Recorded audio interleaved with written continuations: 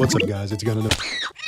Hey guys, it's me, Gunna the Hun here, and let's get started with the video. Who doesn't love unused content in games? It's like getting a peek into what could have been. But something about unused content in Pikmin games is just different. They take so long to pump these games out that just getting a sneak peek into what the hell they've been doing is cool enough on its own. Take a look at Pikmin 3.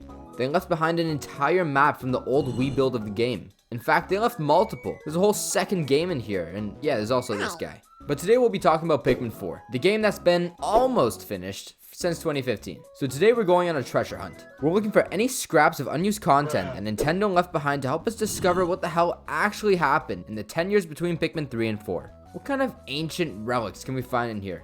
Let's find out. But let me make something very clear. I'm sure you've seen that Nintendo completely wiped out my channel recently, so I think this needs to be said. This video falls under fair use. There is no modded content in this video. None. Got that, Nintendo? There should be no issue here. We're just having fun talking about Pikmin. That's it. We cool? We good? We better be. Bitch. Let's start off strong. I know what you guys are here for. Let's talk about some unused Pikmin types. I'm pretty sure most of you guys already know about the unused green onion by now. My good friend Wiggleman made a video on it a few months back, but if you haven't heard of it, hidden in the texture files of the radar map is a collection of interesting radar icons. Do you notice anything off?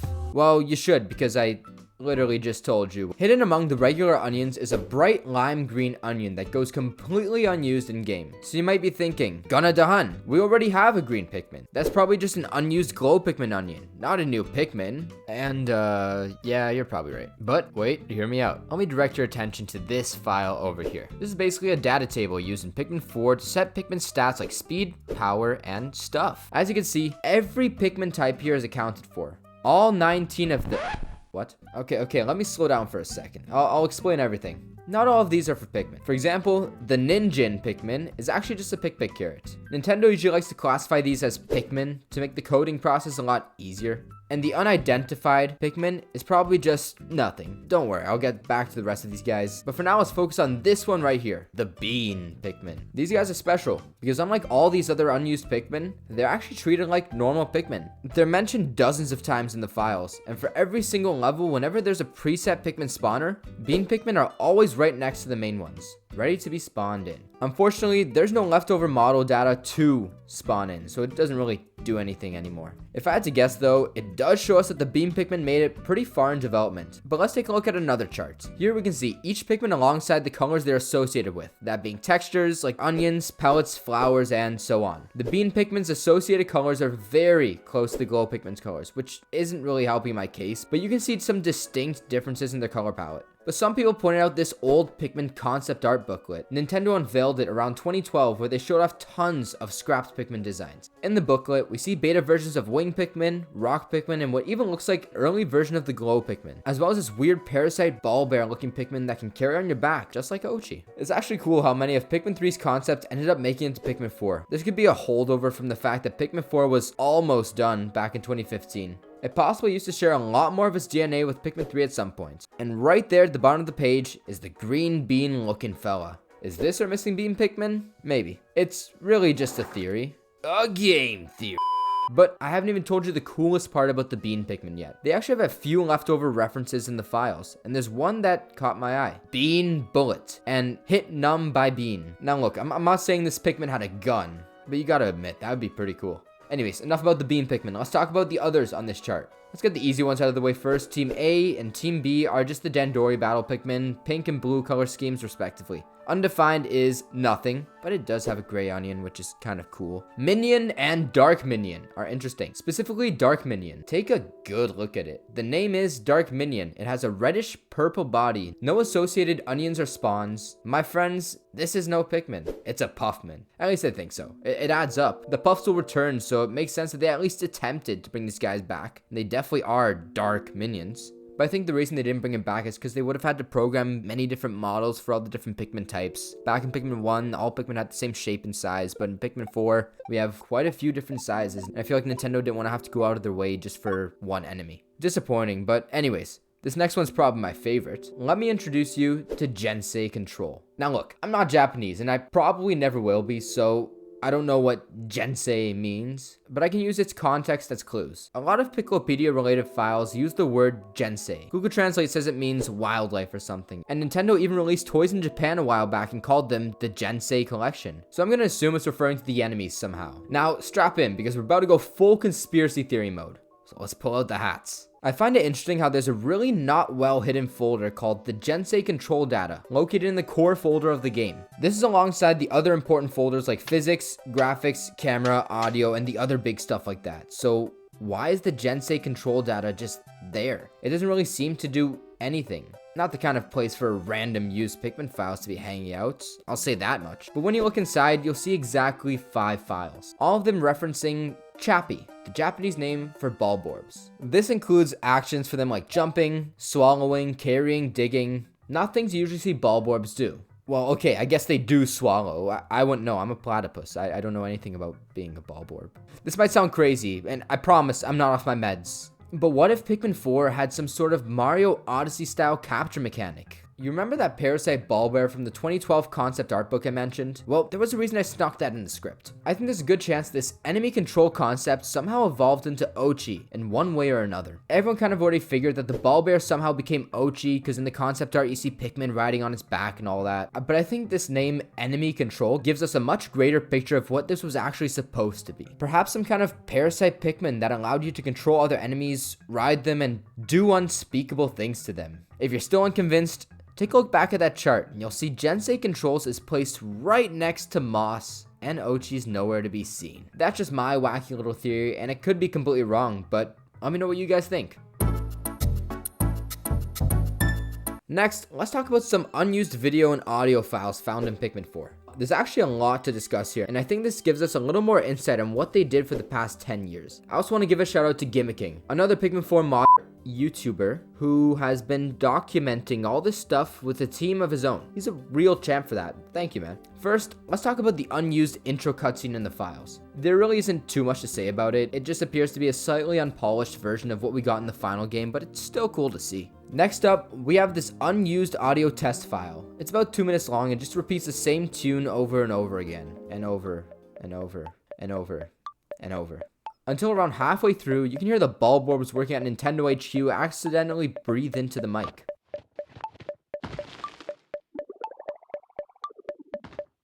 Okay, now the uneventful stuff is out of the way, let's take a look at the more interesting things. Pikmin 4 has a treasure trove of unused music and sound effects. Let's start off by looking at the unused version of the title theme.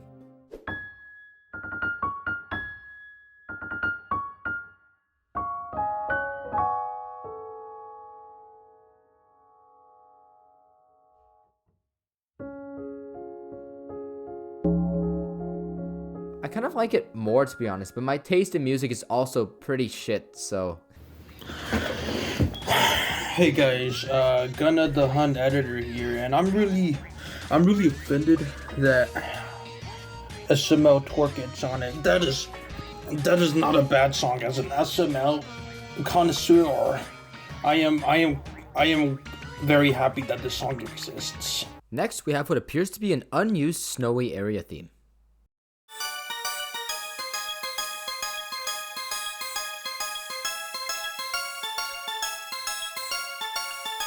Okay, listen, I never said it was a good theme. On that note, we have this wacky tune, and I'm not sure what it would be used for, so take a listen.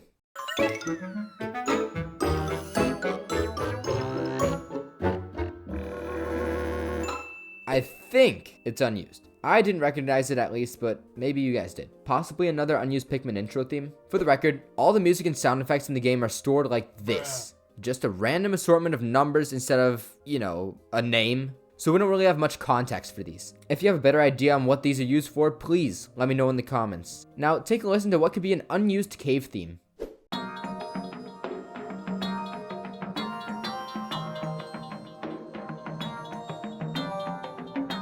It sounds right at home with a Dandori challenge level, so if I had to guess, it's probably from there. I could be wrong though, I've actually never played a Pikmin game before. Here we have an unused victory theme that sounds very similar to Pikmin 2's victory theme. Now here's where things get interesting though. I know I said that before, but I actually mean it this time. The next few songs all have something in common. Can you figure out what it is?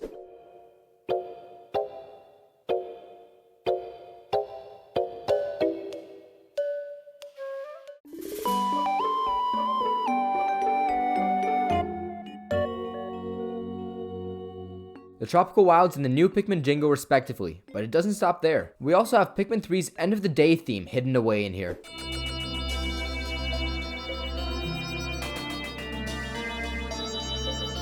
This may seem innocent at a first glance, but this could have just been placed for testing purposes. But perhaps it's a sign of something more sinister. We already know Pikmin 4 was originally being reworked as far back as 2015. In a 2015 article, Shigeru Miyamoto specifically said that Pikmin 4 was very close to completion. Okay, I'm sure we all know the story. Let's skip the expedition dump and save us all some time.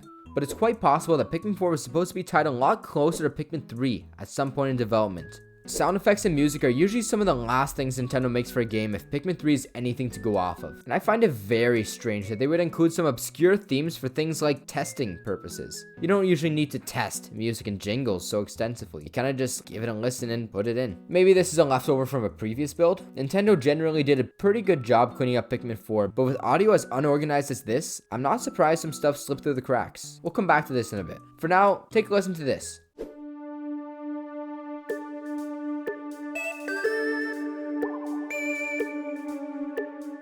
It's an unused remix of Pikmin 3's Found an Important Item theme, completely new and never got to see the light of day.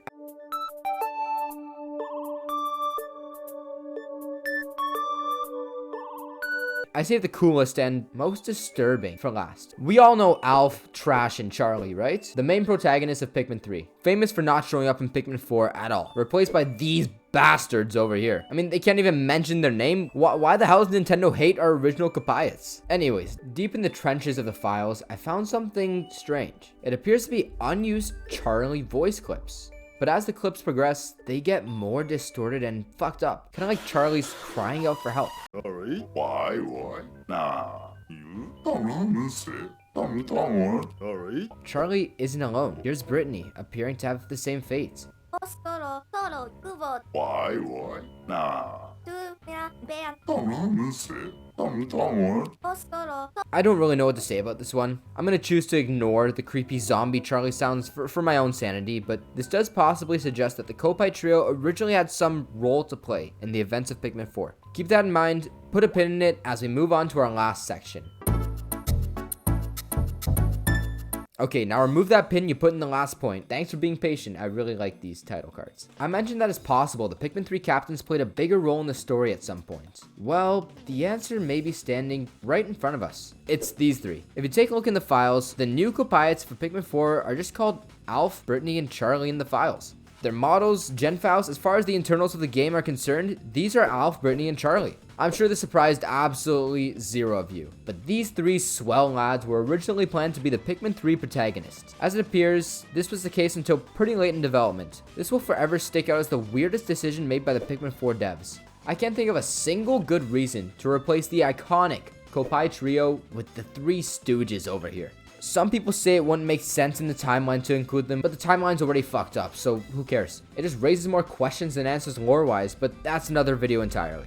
Finally, this isn't really unused, but by looking at some of the game's binaries, you can see that the latest build dated for this game was on March 4th, 2023. This is likely when the final touches of the game were being made, but it looks like these final touches were putting on the game as far back as July 2022. Almost 9 years to the day since Pikmin 3 launched. It's not surprising, but I'm pretty sure this game was pretty much finished by the time Nintendo showed it off. That seems to be what they like doing nowadays. But that brings me to my final point. Oh, brother! I think I'm convinced that the game we got isn't Pikmin 4. The real Pikmin 4 was a Wii U game that was nearly complete back in 2015, sitting locked in the Nintendo vault until the end of time. Some of the ideas made it over, like Oatchi, Glow Pikmin, and maybe even Beam Pikmin at some point, but the Pikmin 4 we all know is an imposter, a mimic wearing the skin of Pikmin 4. I don't know if you guys were fans back then, but Pikmin 3 ended off on a pretty big cliffhanger. Plus, the credits scene suggests that there was another ship that crashed on the planet. This was later retconned in the Switch port, where it was worked into all Olimar's side story missions.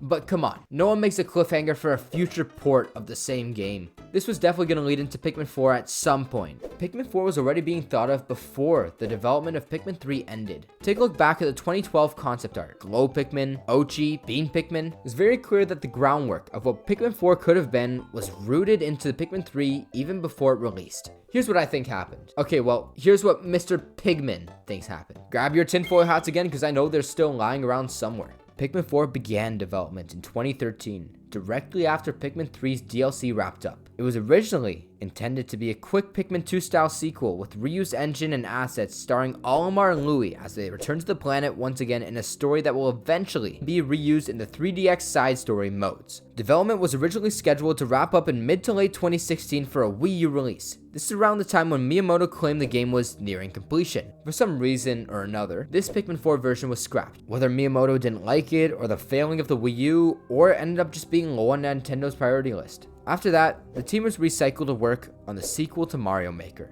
At some point, Pikmin 4 probably restarted its development for the Switch in the form we know it as today. This project was likely slowly being worked on for the vast majority of the Switch's life, in a very low priority state for most of its development, until after Mario Maker 2 was released when it officially restarted full development. And that brings us to today, the game finally released nearly after a decade of being in development hell. I wish we had more information as to what the older version of Pikmin 4 may have looked like, but Nintendo did a really good job cleaning up the final release of Pikmin 4, so we can never really see what truly went down. They must have learned after Pikmin 3, because that shit was a mess. All we really have to go off of is a few scraps left behind and a small glimpse into what the 10-year project looked like. There's a ton we will never know, but regardless of the path we took to get here, I'm thankful we actually got Pikmin 4 when we did. The extra development time and care helped elevate the game to a new level of care and polish that is unmatched in the modern gaming industry. So thank you, Nintendo, for making a great game.